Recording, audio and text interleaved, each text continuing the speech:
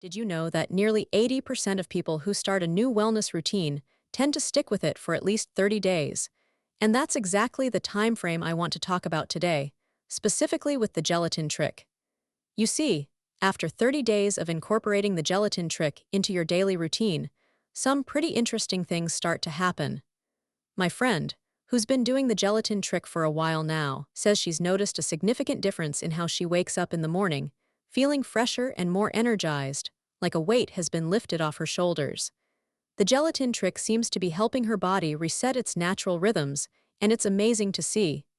As researchers have noted, the gelatin trick can have a profound impact on our digestive health, which in turn affects our overall well-being.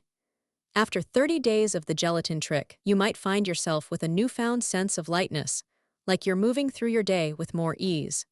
To learn more about how to make the gelatin trick a part of your daily life, check out the link in my description below for a comprehensive guide.